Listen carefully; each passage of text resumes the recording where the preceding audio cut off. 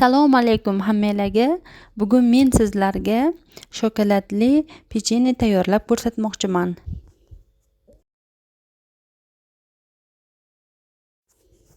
Buning uchun bizlarga 3 dona tuxumni chaqib olamiz va 200 gram shakarni qo'shib, yaxshilab tuxumimiz oppoq massa holatiga kelgunga qadar aralashtirib olamiz venchikda. Undan so'ng yarim stakan kraxmal solamiz. Kukuruzli kraxmaldan foydalandim va 5 gram razzoxitildan foydalanib yaxshilab aralashtirib oldim venchik yordamida.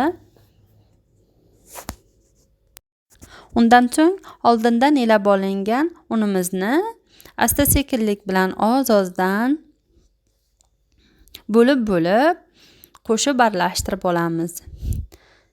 Men bu shirinlikka 400-450 gram atrofida un ishlatdim.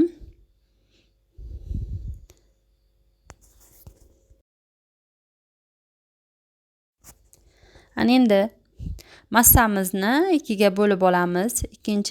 Yarmini ikkinchi bir idishga olib olamiz.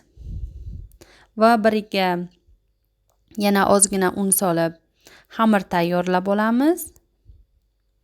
Va qolgan ikkinchi massamizga esa, ikkinchi bo'lak massamizga esa 50 gram atrofida kakao va ozgina un solib, uni ham xamir qorib olamiz. Va ikkala xamirimizni ham muzlatgichga 10-15 minutga olib qo'yamiz.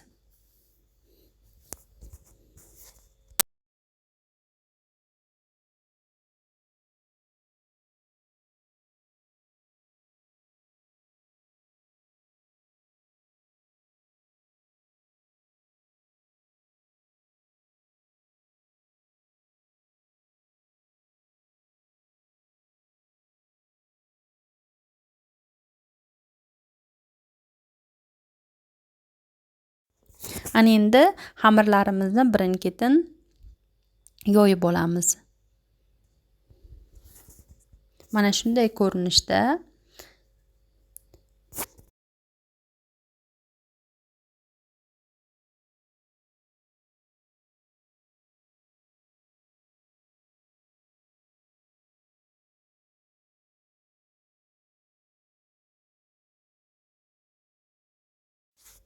Ikkala xamirimizni ham yoyib olganimizdan so'ng ikkalasini birlashtiramiz va bir-biriga tenglashtirib olamiz.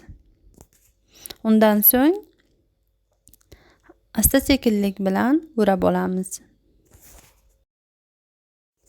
Xamirlarimizni o'rab olganimizdan so'ng o'rtasidan kesib olamiz.